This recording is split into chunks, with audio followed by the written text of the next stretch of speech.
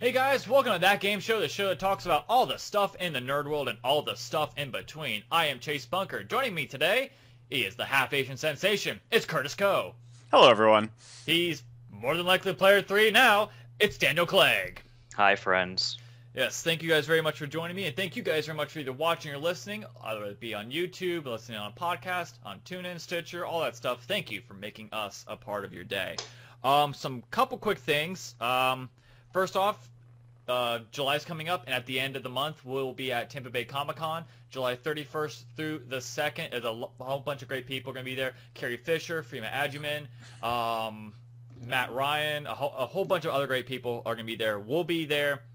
We'll definitely be there the 31st, so check out our panel. Also, congratulations to our friend James Noir, a friend of the show. We talked about him at That New Show panel last year. His movie Supermans that Curtis and I watched, really good movie, is now going to be at San Diego Comic-Con. Whoa, so that's cool. Yeah, he got legit. And so I'm going to meet a movie that's going to be at Comic-Con for 0.3 seconds. And so, like, it's really cool. And he's one of the hardest working men in the business right now. Like, I'm pretty sure he has, like, he's editing 2 projects right now, and I think he's producing another. Wow. And so, like, I'm pretty sure if that guy, I'm not sure if he sleeps or not. Like, I'm not sure. But we'll have to ask him when we see him. Yeah. And is he coming to Tampa Bay Comic-Con? I don't know if he'll be in Tampa, because I think he might actually be San Diego, because I think San Diego's around that time. Okay. But we'll see. I think that's next week, isn't it? It might be. I'm not sure. But it's funny because I don't know if I told you this story. If you've watched my other podcast, What the Flux, you'll know this story already. This movie's kind of special because it has a funny story behind it. James wanted me to work on, wanted me to be an extra. I'm like, okay, yeah, sure, because I've worked on all of his other movies. And he wanted me to be a superhero. I'm like, all right, that's cool, awesome. And he gives very tight onesie, and, like, that's it, like, no gloves or anything. And, like, when I say, it's tight, like, you see everything. Like, it's there. And so, as I'm putting on the costume, he goes, hey, I got to deal with some of the studio stuff right now. Can you go and pick up somebody? Like, mind you, this is at UCF. Like, it's on their soundstage. It's like, can you pick up somebody? And I go, yes. And he goes, okay, you can take my car. It's all the way over there. It's halfway across campus. So now I have to walk in this giant onesie across campus. Also a cape. I got a cape. Oh, that's good. So I go across in this giant onesie. People are staring. People are like, hey, Batman. I'm like, Batman's black, you idiot. Like, I'm wearing green. And mind you, here's another thing. Like, this was the day after, like, legit, the day after the UCF shooting incident. Yeah. So news media is everywhere. I'm on CNN for about 0.3 seconds. There's cops everywhere. Like, everywhere. And so tensions are high. Yes. And so as I'm walking and picking up this person, I see 1 cop, and as I'm driving the car, I see 2 cop, 3 cop, 4 cop, pick up the person, 5 cop. I'm like, holy crap. So I go back to the soundstage, and all of a sudden I see a cop walk in. He goes, oh, this makes perfect sense now. And I'm like, excuse me? And he goes, yeah, I've been, like, tailing you for a while. I'm like, yeah, I saw there's a lot of cops. Like, there's 5 people. And like, oh, no, that was me. I've just been tailing you the entire time. It's like, holy crap. And so they thought I was up to something. And so, mind you, I had to do that, like, 5 times. So that was fun dealing with police. Geez. And then I get a text from my roommate's brother saying, this is trending on Twitter.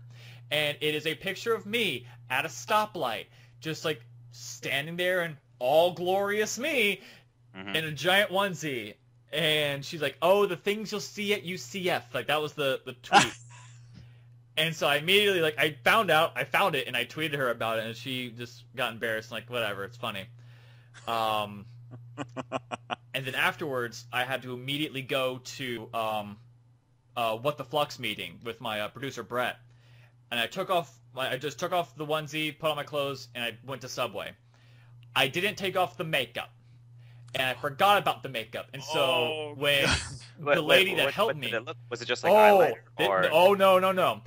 In this scene, Curtis knows the scene. I didn't tell you the scene. This scene, I was in, we got brutally beat up. And so literally James Noir goes, he puts me in the makeup and says to the makeup lady, I want you to go to town on that nose. Because I already have a crooked nose. And so like she like accentuated it. And so the lady at Subway was just like, holy crap, Chase, what happened? Because I go to Subway, too much where they know my name. And I was like, what do you mean? It's like, I didn't take off the makeup, did I? And I told her everything, so she was freaking out, but whatever. That's funny. And then we posted on Twitter, we posted the picture of me without with the makeup on Facebook. I get a text from Curtis. I get a text from my mother, my sister. Everybody's wondering, like, Chase, what happened? Did you break your nose again? Were you play basketball again? No, because that was before, wasn't it? No, that was after. That was after. I get a call from my mother going, did we spend $3,000 on braces for no reason? And like, it was makeup. I swear to you, it was just makeup. And we even said, like, in the post, it says it was makeup, but clearly everybody was too busy looking at the damage than the actual text. I don't actually remember there being something saying about it. It's like, look what happened to me or something. And I was like, oh, who do I have to kill? I mean, like, it was bad. So once again, congratulations to him, and yes. I think he's getting judged, so hopefully he does well. And it's a good film as well. Yes. Awesome. We're gonna have a new logo coming up for the YouTube channel, That News Show, YouTube channel. My lovely girlfriend, made an animated version of me, and it's really cool. But like, she knew that I wouldn't look at it because she named the file Bay. And she knows that I hate that word. There's few words that I just hate more than anything. Like Bay, Swag, Fleek, and YOLO. Which luckily YOLO is dying off because I'm pretty sure like all the people that have said that are already dead. So I saw it. I saw the file yesterday. And it's incredible. So I can't wait to upload it. She did a really great job. That's I can't wait to see it. Yeah. All right. So let's go into some news. Like Michael Bay? Like no. Wait, do you not know Bay? It's B-A-E. Yeah, it's apparently it's not a word. No, it's not a word. Granted, I'm the person that also tried to make FEPIC a thing. Yes, that's true. I remember that. Yes, like we've all had like our words that we've tried to make happen. What was that? FEPIC was one. No, there's been a ton of them. There's been a ton. Snickerdoodles was another one for a while. Snickerdoodles was another. Buchos. Right in the Buchos. Buchos. Yeah. That one's still Buchos' and Buchos is still a thing. I think we used that the other day. It's Buchos' testicles. I'm just saying. Yes. Mm-hmm. Yeah. Which the Buchos is the lowest. Are we gonna explain this? I mean, I was just gonna see the actual definition, not the story behind it. Go ahead. The Buchos is our term for the lowest hanging testicle. And the testicles is the other one. Yes. Because it's stronger. We have an awkward friendship, as you guys all noticed. So we're fine with it. Yeah, we're fine. Yeah, with it. We've done worse. All right. Well, I'll talk about more like anecdotal stuff later. Let's get into some news. Most notably, Arkham Knight, the PC version, has officially been pulled and has been asked by Rocksteady has come out and asked Steam and a few other websites to not sell any of their PC any of the PC copies due to games crashing, game glitching, all that stuff. Now, mind you, really poor port. I think they pulled it from stores too. I don't think they may have pulled it from stores. Digital copies. I think it was physical copies. I heard that they were asking stores in the UK. I think Game is the big one over there to not sell physical copies as well. You're correct. Yes. So pretty much after us completely obliterating Assassin's Creed, a game that's been they've made so many of these. It's a game that we don't really play. But we love Arkham, the Arkham series. Guys, are you going to give them kind of a pass, or are you going to still be like hard on them? No, this is horrible, and this game convinced me not to pre-order games anymore. I thought this game, coming from Rocksteady, who has a fantastic record with the Arkham series, right? Yes. Their games have been awesome. They were on a tier above as far as developer status in my mind. They're like with Blizzard almost. They don't put out crap. They just don't. They make good stuff. But if even a game like Batman Arkham whatever can just fail epically like this. I don't think it's safe to pre-order anymore without seeing the reviews and seeing that the game is functional beforehand. Well, let's also note that like the game is not a bad game. It's just it's glitched, and that's what it makes it unplayable. Like it's not like it's Assassin's Creed Unity where it's not only it's not a good game, but it's also glitchy. Mind you, this is off of like reviews and everything. But again, like the big issue from what I've heard is the game crashes. Yes. It crashes a lot, and when it doesn't crash, it's running maximum 30 frames per second, which is not even low. Dude. Yeah. I'm running a mid-end machine, not minimum specs, but definitely not a high-end machine.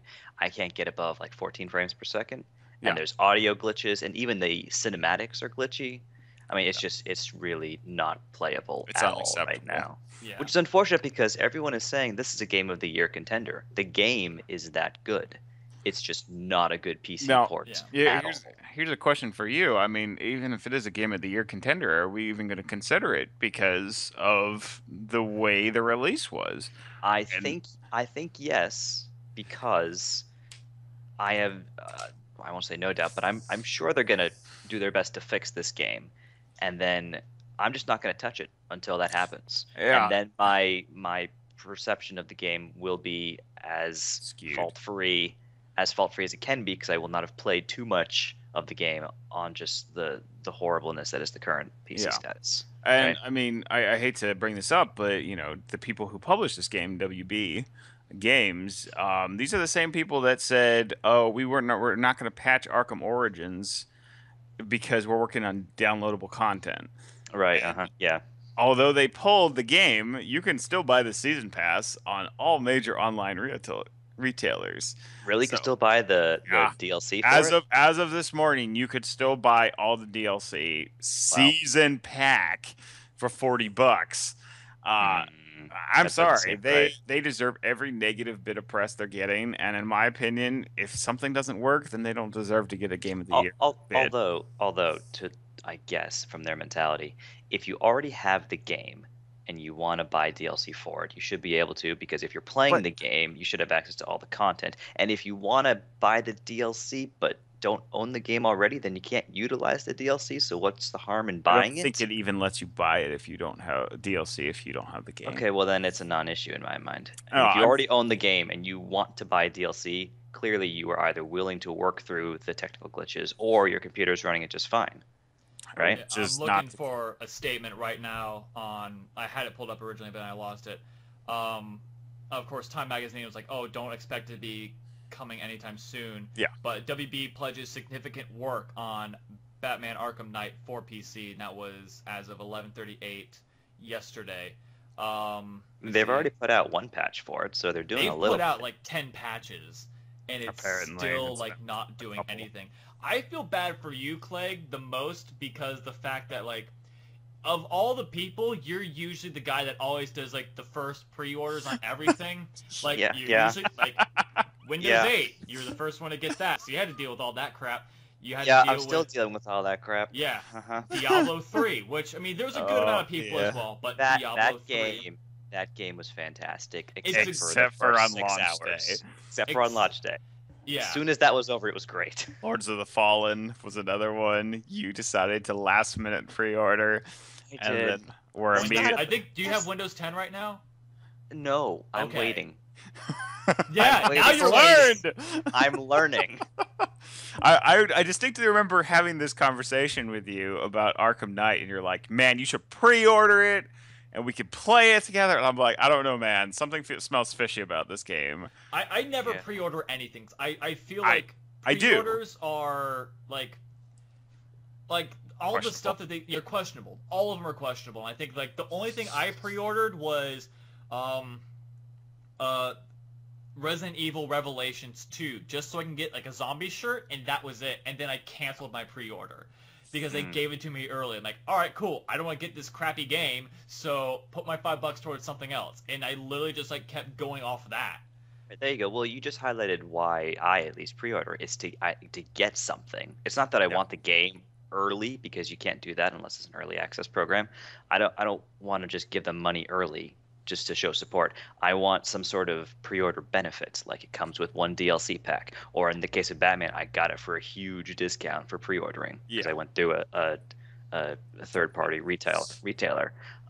Or I want a T-shirt, or I want a collectible figurine or something, right? If it's just the game, then there's no reason to pre-order in my mind. And I think that's a continuing problem is I start to question how much of this pre-order content is really worth it. I mean, honestly, I mean, you got like a Harley mission or something, didn't you? Is that what you got for pre-ordering, or did you not get something else? Yes. Although I think that's very subjective because some people love that particular character and want to do missions. Yeah, but I've heard I'm pretty sure they don't want to do missions. missions. I'm pretty Well, sure. okay, sure. Whatever their impetus is for wanting to get the mission, that's a subjective reason for doing. Yeah, pre-order, I but suppose. I mean, I guess my argument is when is this garbage going to stop? This game's coming out day one and not working unless we stop saying, "Hey, I'm going to just stop putting money out there initially." That's exactly what it is. And When people stop pre-ordering, then that's the only time they will not feel like they can get away with this sort of poor delivery. It's one of those things where, granted, I'm going to quote Colin Moriarty because he says this the most. It's probably a popular phrase. Vote with your wallet. If you don't like Walmart, don't shop there. If you don't like how games are doing it, don't do it. Like, don't buy DLC. Don't pre-order because I feel like pre-orders are like a bit scammy because if they run out, they're like, oh, sorry. Like nobody like puts up their ends. Like, I'm sorry, this was promised to me. I'm gonna be like one of those customers that will probably put up a stink. That's why I don't pre-order from certain companies or certain game establishments. But that's for another day. Right. Yeah, I don't think I will anymore either, unfortunately. To go back to the topic of is this still going to be Game of the Year if, like, even though this had such a poor release, I feel like the rest of, like, to go back to last year, where some of the Game of the Year nominees were Dragon Age Inquisition, which was still glitchy, which I don't even know if they fixed those patches yet. They did. Okay, they fixed it pretty significantly. You had, which was glitched, but it still worked, or at least still... it was playable. It was completely playable. But you also had Assassin's Creed, which was glitched on all fronts. At least with this, this is only a PC front, whereas you still have your console market that's still playing this game, is still loving this game. Correct. Right, and I don't know the numbers, but I would be surprised if the combined console market for this particular game doesn't outweigh the PC market. Yeah, combined. The other part 20 million consoles. Yeah, that's true. Well, I mean, it depends though, because PC market is up and coming. I mean, obviously, it's a large enough outcry that they pulled the entire game off the PC market as a which whole. Is huge. Which is huge. Yeah. Another thing to note is that this game was outsourced. The port was outsourced to another company. Right. Rocksteady was very particular in their wording. Our external PC partner is how they phrased it. I mean, and my problem is, I don't care if you said, hey, you go do that. You should really say, hey, let me play this before we put this out. Yeah, on QA disc. should have. Yeah, it's the quality assurance. Like, where is... With a lot of these games nowadays coming out so glitchy, it really makes me wonder, like, how much quality assurance is really used during this? Because it's like Sonic Boom, like, Game Grumps made a joke about this. Like, how do you really have quality assurance in a game that is so glitched and so bad? It's like, how does that even still work? Maybe there's, like, a whole aspect of quality assurance I really don't know. But, like, the fact that, like, it's a game that needs to be play tested, but yet you don't go out with that confidence check. Like, if I'm editing a film and I'm about to submit it, I'm making sure I have audio, and I'm making sure that it plays on all fronts. Now, if I don't do that, it makes me look bad as a director and as a creator. Right. The fact that companies are doing this nowadays, it seems like I can't tell if companies are getting lazier and lazier, or it's just aren't learning. Or they just aren't learning. And this is one of those reasons why the indie scene is just so strong. It's because they don't put out crap. Granted, there's Steam Greenlight with just a whole bunch of crap, but that's for another day. That's for another episode. That's for another episode. But the fact still stands. Like, you have some of these indie developers like Supergiant Games. Like, you have Scott Cawthon, who did Five Nights at Freddy's. They're making sure that they put out this quality to where that we don't have to talk about this with them. Even games like Darkest Dungeon. I mean, that game was early access and it ran beautifully. Yeah. Straight out of the box. Or even if we're talking about the indie scene that doesn't have that sort of quality, you kind of almost expect that because it's the indie scene where sometimes it is just two guys in the basement, so they don't have all these resources, Exactly. and you probably pay less than $10 for the game anyway, Mhm. right? It's the price tag on these things. When you pay $60, but you're also- expecting a polished product. Yeah. A working product. Exactly. But also another thing, like you said, oh, it's it's just two guys in the basement. If this is my first game, if Curtis and I are, and me, you, and Curtis are all making a game, I'm gonna make sure that I'm gonna hope to God that we are gonna at least check it at the end, like before we make our first impression. We're gonna make sure that this game, on all fronts, does not glitch, it does not suck, it doesn't crash, it doesn't do anything. Because let's face it, this is our first impression. Granted, now this is Rocksteady. Rocksteady now, if this was Arkham Asylum, we'd just be like, well, this is just it's their first run, whatever. Like, this is their third game in the Arkham series. And it's like, granted, this isn't probably like their third, I don't know their history, but it's the third game in the series. It's like, how can you botch that so much to where your game is not even playable? Can we just also point out that their other two games worked flawlessly day one on PC? Exactly. I mean, that's another issue for me, at least, is they've done this before and it's worked really well. And why? I why find is it this not astonishing. working? It's astonishing, and we'll definitely be updating it in the coming weeks. Or like, I'm pretty sure like there's like an Arkham watch going on right now because everybody's talking about it. Like, they're at least saying like it sucks for the PC because I'm playing it on this system and the story is fantastic. I'm hearing my roommate play it. He says it's fantastic. Like, a lot of people are loving this game, and it's such a shame that it's getting such a horrible release. Yeah. So the PC. Everyone else loves it. Yeah.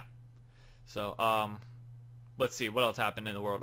Some people are asking, why didn't we talk about Cupheads for most unique game? Oh, see, I didn't even think about that one until I didn't think about it until but also, I thought it was fake. Like, until I saw it, I was like, there's no way someone actually made this. No, I think Cupheads is a pretty fantastic looking game. I just didn't particularly think about it at the time. It didn't come to mind. I was so I'm still kind of shocked by Horizon Zero Dawn that it's kind of got my attention. Yeah, I was also like mostly surprised by Unravel because like, okay, EA is making a game that doesn't have the words Madden or or shooter or FIFA. It's like, this is crazy. This is malarkey.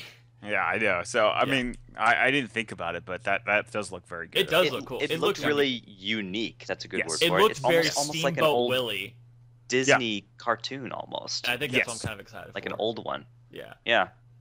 It's interesting. Yeah. I hope it comes out on Steam. on PC. And did they announce all the consoles? Right? I think it's an exclusive. Oh, that's we'll have you guys look it up. I will. Real quick, we will now do a quick game of Name That Game. It is on Windows and Xbox One for reference. Windows and Xbox One. Awesome. All right. So, we're going to do another round of Name That Game. You guys know the rules. If you don't, right now, I have one game. They're going to be, the first 5 questions are going to be alternating between Curtis and Clegg, and then after the 5th question, it'll be free reign. So Curtis can ask the rest of the 5, or Clegg can ask the rest of the 5. And if they do not, do we want to do 10? We did 20 questions. Excuse me. We did 20. Don't half us, man. Yeah, I'm not gonna half you. So okay. Get it. Yeah. I was like, holy crap, we only have. Yeah, it's like if you did like 10, like if you get it within 10, I'm gonna be really surprised. Yeah, me too. These aren't like indie games, so don't expect games like Enslaved or like some like a very low name. Like these are popular games, so everybody should be able to guess this. So first 10, we'll go back and forth, and then at the last 10, it'll be free reign. So we will start off with Curtis. Let's see. What do you think? Let's get the generation. Either the generation or the console it's on. Okay. So let's go with generation. Did it come out? Yes or no questions, by the way. Okay. I know you know it's audio. Yeah. No. I understand. Was it in the Xbox, PS2, GameCube generation? No. Okay. Okay. Is this a game that has come out in the last... Two generations. Don't do the last 5 or whatever. No, the last two generations. That's current generation and the previous generation. So you're asking if it's Xbox One, PS4, and then 360, PS3? PS3, yes. No. So it's earlier than that. Okay. It's older. Is it in the N64 era? Yes. Okay, so it's in the N64 era, but not necessarily on the N64. Or it also could have been on the PlayStation 1 or 2, right? When did PlayStation 1. PlayStation 1, 64. It would be Dreamcast would be the other one in that generation. And Sega Saturn. Okay, is this... Was Sega Saturn in that generation? Sega Saturn, I believe, was in that generation. No, Sega about that. Dreamcast was in that generation, wasn't it? I think Dreamcast was in that. I'll look it up. I'll look it up. Which Sega had the game Knights? Dreamcast? That was... No, that was Saturn. Was fun. That was Saturn. Game. Yes, because it had a disc, right? Yeah.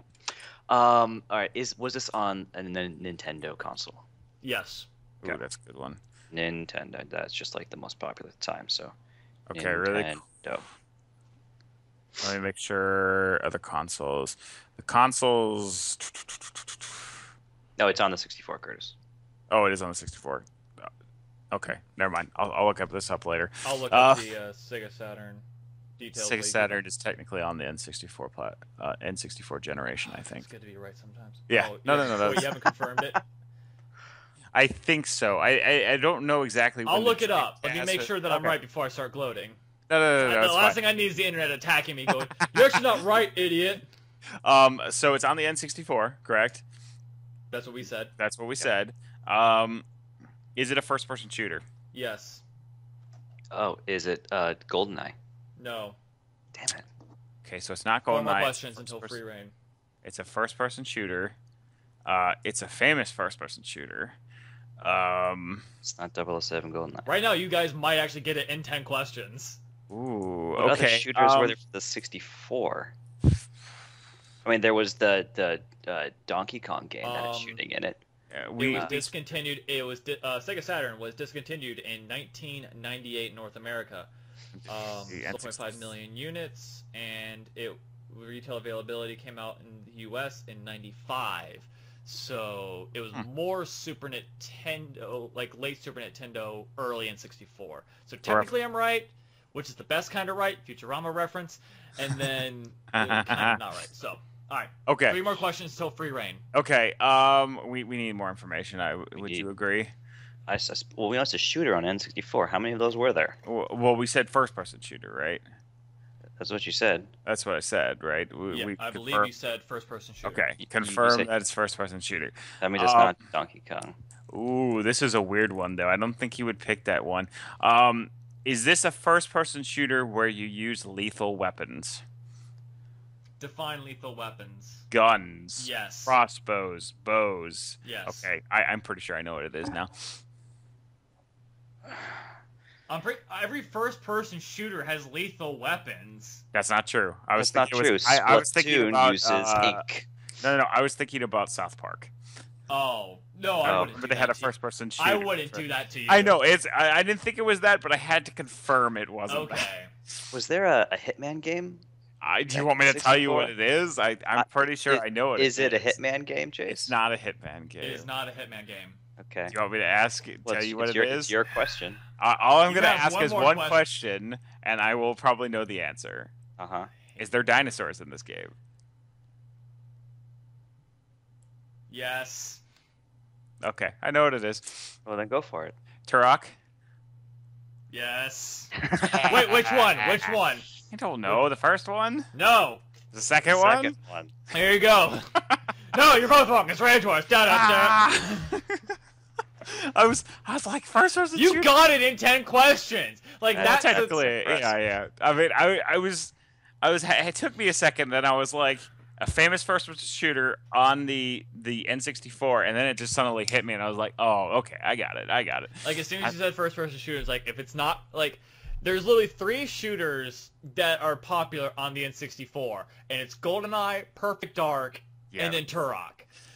That's true. Those are the 3 big first-person shooters. Yeah, and then they had that it was Turok 2 Seeds of Evil, which has been named the best one out of the series. Came out in 1998 for the N64.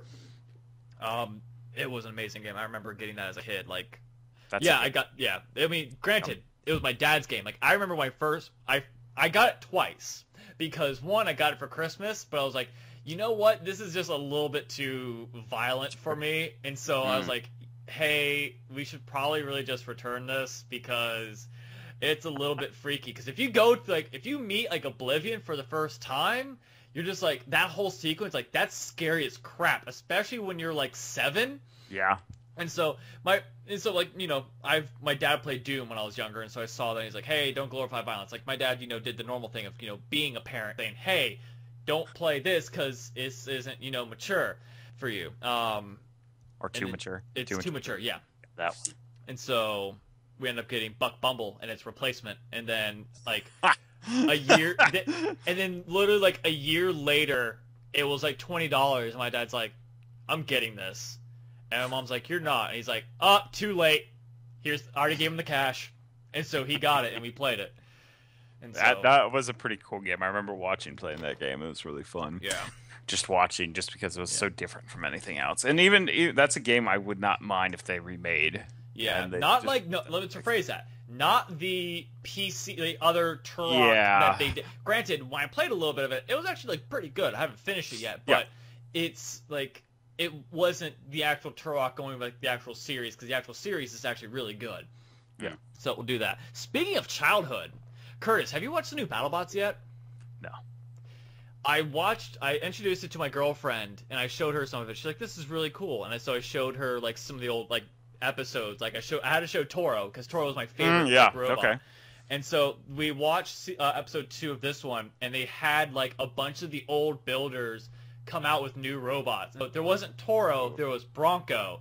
And then there wasn't Dissector, it was Lockjaw. And so it's like, okay, this is actually kind of cool. Like, but they had Chris, I think it's Chris Rose and Kenny Florian, the MMA star, which like, all props to Kenny Florian. Like, I don't know if he literally like just did his research or like he really loves BattleBots. Like, he sounds like he was like a professional like BattleBot builder like back in the day, because he just sounds like I believe him. It's like, wow, you're doing really good at this, Kenny Florian. Other guy, but my one big like problem with it is it sounds too like they're trying to make it sound futuristic. There's like, they do their best to go like, pew, robots activate, pew, it's like, so you're saying it sounds like the 90s future? Early Doctor Who? It's kind of like early Doctor Who, where it's just like cheesy 90s future, and it's like, no, don't do that. Like, this is a fight. Get the rep that's excited. Get that phrase, the box is locked, the lights are on, it's robot fighting time. They don't do that. It's just like 3 lights that go beep, beep, beep, green, and then they go. It's like, no, there's no build-up at all. No pizzazz. Yeah. And then they have like, their judges are a visual effects artist, Jessica Chobot from the Nerdist, and then an astronaut. And so that's it's like weird. That is a weird. It's a weird. Like, okay, I have to ask, what the heck do they even use judges for in that? If it goes 3 minutes. Okay. And so they go into a 3-minute fight. One thing that's cool that they didn't do in the previous seasons, I don't remember if they did the mini bots, but that seems to be a new popular thing. There's no divisions. It's up to 250 pounds, and they also can use fire. Oh, that's fun. Yeah, and so it's like, dangerous, but interesting. Yeah, but overall, like, the first episode, it's okay. The matches, like, The second one had much better like matches, so that one was really cool. I definitely recommend checking it out. It's on Hulu right now. If you have Hulu Plus, definitely check it out. But yeah, BattleBots. I'm really hoping that's becoming a thing, because now it's like the one remake. I'm like, yes, finally. That one show that I like from the 90s. Exactly. This one and Whose Line Is It Anyway are the two shows that are recently rebooted that I'm actually excited about. No, here's the thing that sucks. I don't know if I mentioned on the show, the age gap between me and my girlfriend is pretty significant. And so I said, have you ever heard of BattleBots before? She goes, no. And it's like, well, it was really popular back when I was in 5th grade. And then I paused, and I'm like, I hate you right now. Because... Oh, no. How old was she when you were watching BattleBots? She says she was born. But... Oh, wow. I know. It's like, oh, gosh. And, so I'm not even sure, because, like, how old were we in 5th grade? I know it was popular. I know I watched it when I was in 6th grade, but I think in 5th grade, let's see, I was 13 when I went to 7th grade. So that would have been around 11? 11? Yeah, so she was like 3, probably? She was 3 born. or 4? She was at least born. That's all right. That's all right. Oh my gosh, it's one of those age gaps where it's just like, we don't feel it until I have to ask a question like that, and then it's like... It's not that big of a deal. It's not that big of a deal. All right. Finish off the show today with the question that Clegg asked last week. Yeah. And it's a pretty big question. You have, we are all well and happy that Shenmue 3 got announced. But they're all saying, but we need a Kickstarter, which, I mean, it's not like it was like it just scraped in. Like, no, it got funded in like a few hours. Yeah. Right. Mm-hmm. But Sony has said that they are backing it as well. And so now it kind of makes you wonder, and it's going to go into the question, what do you think of these major companies, having Kickstarter projects? We'll start off with the man who asked it, Daniel Clegg. I don't like it. I think it's great answer, great input. I think it's very clever of them because they're testing the waters, engaging their audience's reaction to this idea, while also getting money out of them, right? And just for reference, they're asking, I think for Shenmue, they asked for a few $1 million. That game, $2 million. Okay. Check the update, by the way. That game is going to require $150 million to develop. So it's a drop in the bucket, dude. Like whatever they get, 50 million. Okay. I think they're saying around. Whatever. It's not 2 million. Yeah. It's many, many, many times that. So it's not like the money they're getting is completely necessary to this game's development. It's purely just to build hype. Right, but I mean, I guess people put money where their mouth is, and they show their interest with it. But you would think that money would be better served towards an indie developer who doesn't have the backing of these giant developers as well. I think it's taking money out of the pool that could go to the people who need it more. Curtis, I am actually on the complete opposite park of Clegg, and here's why. I have backed a total of 3 Kickstarters so far. I backed Shadowrun Returns, I backed Hero Forge, and I can't remember what the third one is. It'll come to me later. I backed 3 Kickstarters. And the only reason I backed those other 2 Kickstarters is because I came upon Shadowrun Returns. And I'm a big lover of cyberpunk fantasy. Something I like. I like the kind of futuristic elves and orcs kind of shenanigans with magic. I think that this is an excellent introduction for people that have never done Kickstarter before to go to Kickstarter, and they're like, well, while I'm here, maybe I'll just putz around for a bit. And then they start looking around and they see these other projects and they're like, oh, well, I can spend like $10 on this project and back it, and and then one turns into 5, 10, 15 projects that have been backed. I don't think it's taking... I mean, yes, they're pledging, $29 but to get the actual digital game of it. But, I think it'll lead to other sales for other people. On one other point, this also leaves the developer and they have to deliver certain things. So they said in their Kickstarter, this is what's going to happen in this game.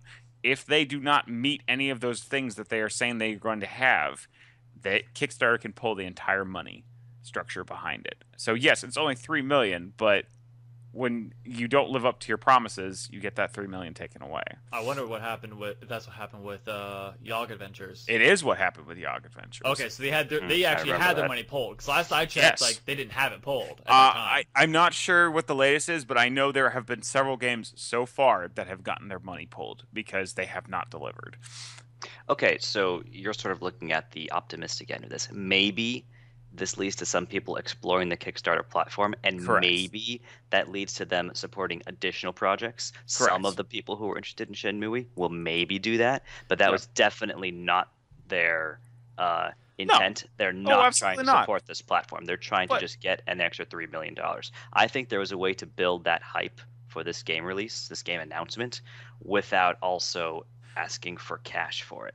I think also, if I may interject, go ahead. I think that it's good and bad for the gaming industry, because you'll eventually see like companies who will be like, look, if you can get like this much like, you know, excitement, then yeah, we'll definitely back it with you, and we'll provide additional funding. Because let's face it, there's been many times where we've had people be like, dude, I'm excited for this, I'm gonna definitely do this, and then they just don't do it. Yeah. Because like I can say all I want, like I want Shenmue 3, I'm excited, I'm totally gonna get it, but eventually like not get it until maybe like a year or two later. Several years down the road, yeah. Exactly. So like they're one of those like, they're almost like a team that like wants to win now, and so they're like, look, if you give us this, that, and the other, then yes, we're going to be behind you on this. So it's great seeing, you know, with Shenmue 3 doing, I'm almost certain you're probably going to see it with Beyond Good and Evil 2, which I'm kind of disappointed, but at the same time, if it gets it out, then yes, I want to do that. If it gets Metal Arms finally out, then yes, I'm going to definitely get Never happen. I know. Never happen. I'm hoping for that and Battle Tanks. Those are my two.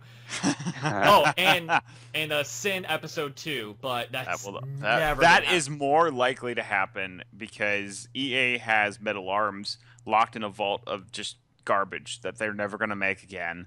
And the creator has specifically said, I want that title back. And they said, no, you're not getting it. There's no. It's in the hill next to the hill where they buried all those ET cassettes back in the day. I have a feeling like if there was a Kickstarter to give him money for the license, maybe. No, but even still, like it's that. But like, going back to like other, like I was also saying, it's like I feel like also with certain, like I think the best example actually is Mighty Number 9, because when, like let's face it, Mega Man games, as much as I love Mega Man, I love Mega Man X, I love that whole series. Like X7, I never played X8, but I heard it just wasn't that good. Like they were kind of on the decline, and so Capcom, in every right, said, "Look, it's not getting, you know, the results that we want, so we're not going to do it." And then, you know, Kenji Inafune he's like, "Hey, I think there's still hope. I'm going to make this Mega Man-like game, and I'll independently, and I'm going to show you." And so he was literally like one of those American Idol guys. Like, I'll show you. I'll make a better game. It's going to be bigger and better. And then it actually happened because that, like, people actually liked Mega Man. And they're like, okay, we're going to have more creative input in here. I'm glad that Bloodstain's coming in because I felt like the cast... How about you tell what Bloodstain is? Bloodstain is from I'm trying to remember his actual position. I can't remember his actual name. It's creative director. The creative director of Castlevania Symphony of the Night, which, let's face it, is one of the best Castlevanias out there. He's going for a more approach like similar to that, and so since Castlevanias are now more 3D, Devil May Cry, God of War like game, he wants to make his own game. So he did Bloodstain. I like what Playtonic did with Banjo-Kazooie 3 and Yooka-Laylee, but I feel like it's getting more of the games that we want and kind of proving certain companies wrong when they say we don't need this. You know, I was thinking about this on the other day, and this kind of comes into Kickstarter. And one of the biggest things I think that is worrisome is if big companies get in it, we might see a very sameness that we saw just a couple years ago, where everything was a shooter, everything was a dark, ugly, things like that. It was even just a couple years ago we were seeing that, and then Kickstarter. Kind of came in, and indie scene itself kind of came in, and I think we're seeing this huge resurgence of all these old games that dead. I had this conversation with Greg Kasavin. Check out that interview, where pretty much like back in 2009, you either saw shooters or companies that went under, and so like pretty much cause at that time shooters were everything. I mean, let's face it, like I can name you like 10 shooters on the PS2 right now because they had so many different iterations of it. Yeah. And so now you're seeing such like this indie scene blossom, but they're like, hey, I have this idea. I have the capabilities to do it, but I don't have the money. So if you get in on this, I'll give you a free copy of the game, plus other things. Like, if you could just give me that, just give me some of the funding. And I think it's going to be a double-edged sword. I think it is too. As soon as you see one company fail, then you're going to start thinking, well, is it really worth it? To go to Clegg's point, are we going to see more, why are bigger companies doing it? It's, if they don't have to spend money, they won't. Like, they're going to... I think that's part of it. You're right. But I bet you they're also using this as a tool to convince additional backers that it's worthwhile. If they can show these other people who are going to support the game, we've got $3 million already. That's coming from 500,000 unique contributors. There's clearly a market here. You should support us because then you'll share in the profits, right? If there's a obvious number they can present, like a $3 million Kickstarter, that's a convincing factor, right? Yeah. I think it's a good proof of concept, or exactly, sort of. It's showing that there is a market for what you're trying to create. Exactly. What someone who I think did it in a manner I like better this year was Bethesda.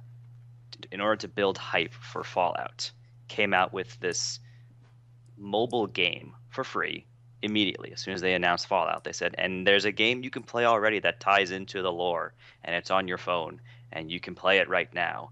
And you can tell by the number of downloads for that game that there is a huge market, that people are still interested in Fallout 4, that people who've never heard of it still want to try it out, right? That's a way to show that your audience exists without charging them or asking for additional money. But I mean, the game has microtransactions, right? But it's not like you have to buy into it.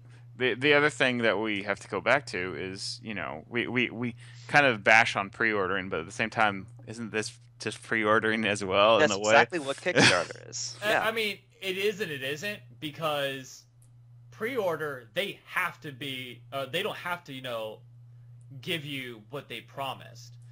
Yeah, Pre-order is like they're just trying to give money now, whereas with Kickstarter, like, this is a gauging interest to where if it can't be made, we won't make it. Pre-order, the game's already happened. The game's already going to be out regardless if I give them $5 or not. With this, it's like, if I don't give X game my $5 or $10 or whatever, this might not get funded. That's true. Let me clarify. When you have a game up on Kickstarter or any product, you are not charged until the goal is met. So if they want $500,000 and they only get $498, you will not be charged. However, if they hit $500,000, you will be charged. That does not guarantee that the product will be delivered to you. It does not.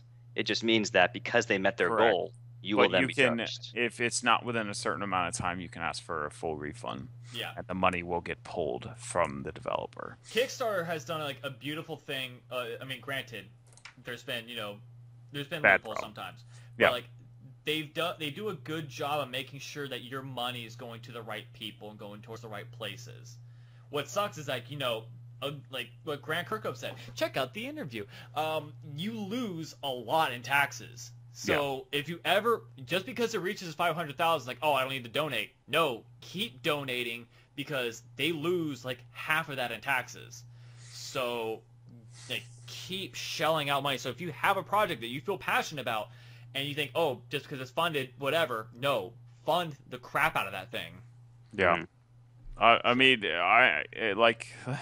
I'm kind of a hypocrite here in a way, because I do back Kickstarter, and some of the reasons why I bought it is for secondary reasons. I like the main product. If the main product's bad, oh well. at least I got this, awesome T-shirt and this awesome card, piece of artwork, the mug or whatever. So, yeah. I can't really say anything because, Hero Forge, I got little figurines, and with Shadowrun, I got this really awesome shirt, and I got my Dockwagon card, for those who know what that is. I still need to order my Hero Forge figurine. Yeah, they still don't have familiars. Yeah, that's what I'm waiting for. I know. Yeah. I'll let you know when they have them.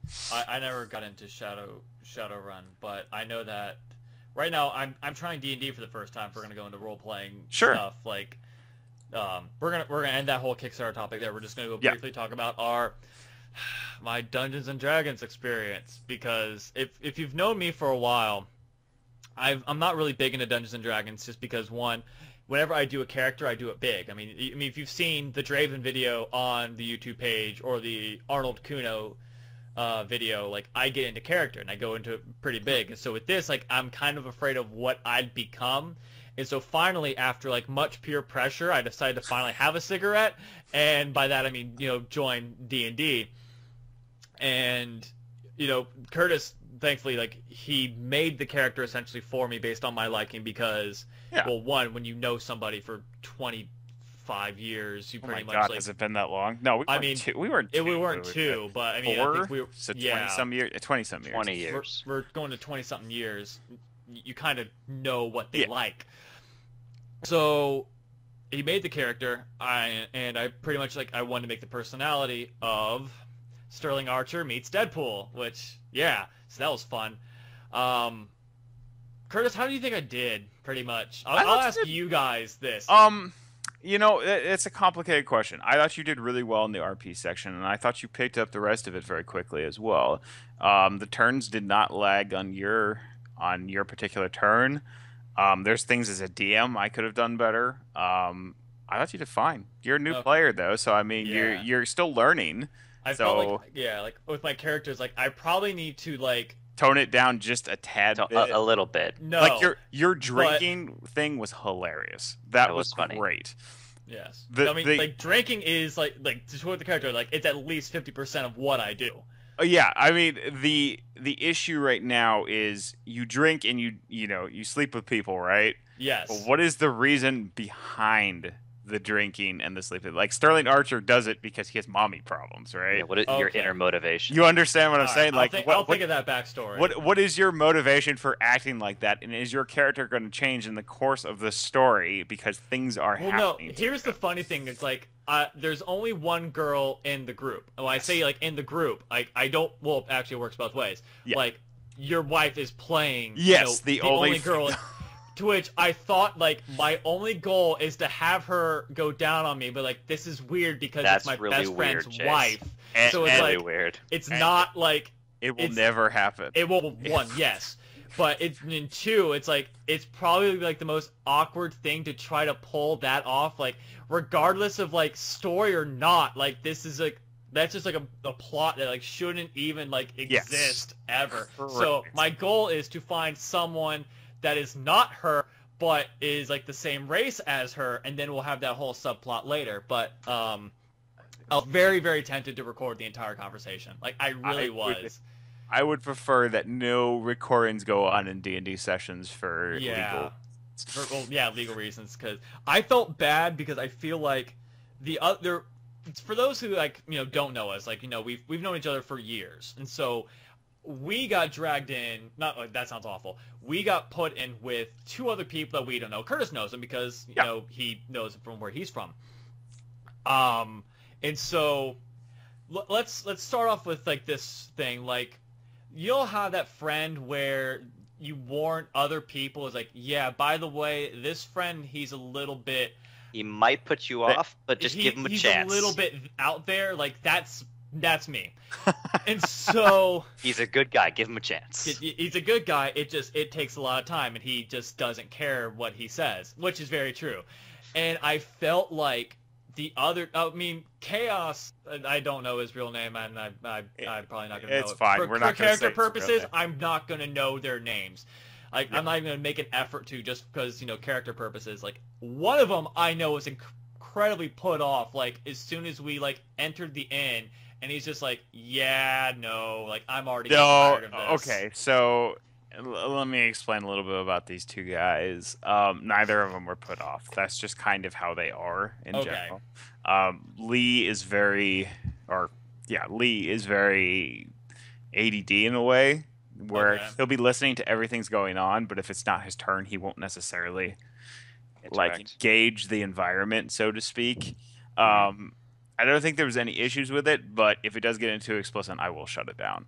I'm just letting you know. Someone will bite off your... I will have, your mini-me. Yeah, I'm saying, there's a certain point where I have to say, okay, we are so far away from what needs to happen here that I'm going to have to rein it in. Or it'll happen off camera. But the thing I'm going to say, and this is the most important thing of any D&D game, is to make sure all players are comfortable with what's going on. Yeah. And I won't walk that line. So just as a heads up, if it ever gets to that point, it'll happen off camera. Yeah. But I felt like as a character, I could already tell it's like, first off, I need to get more creative and just like not swear as much, but at the same time, like be more creative with my swearing. Yeah, your swearing was fine. I didn't think your swearing was Yeah. I'll think of more like sexual innuendos, but yeah, that was a little awkward when you told a bug that you would do something to it. And I was like, okay, it's cause it's Dax Madar. He does awkward deaths, so there you go. Yeah, I mean, I was just like, well, if you really want to do that, then that bug is going to be ruined for the rest of his life. Yeah, well, yeah, because I It's killed very him. short life. It's very short life. So, all right, we're going off topic. These people don't care. So, Oh. anyways, thank you guys very much for listening or watching, whether it's on YouTube, Stitcher, TuneIn, or even iTunes. Thank you for making us a part of your day. Like the Facebook page, facebook.com/thatnewshowshow. You can follow me on Twitter @ChaseBunker, or you can follow the show on Twitter @that_game_show. Tell us what you think of Kickstarter projects. Tell us which ones that you're excited about. All that other jazz. Check us out at Tampa Bay Comic-Con, July 31st through the 2nd at the Tampa Bay Convention Center. There's a lot of great guests, so you don't have to come for us, but let's face it, there's other better people. But, come for Carrie Fisher, stay for us. So, other than that, I think I hit everything this time. I think you did too. Yeah. Yeah. Good. All right. This is like 2 in a row. That's weird. Yeah. It probably helps that I'm not drinking. All right. So, other than that, I have been Chase Bunker, and I will talk to you guys next week. Goodbye. Bye.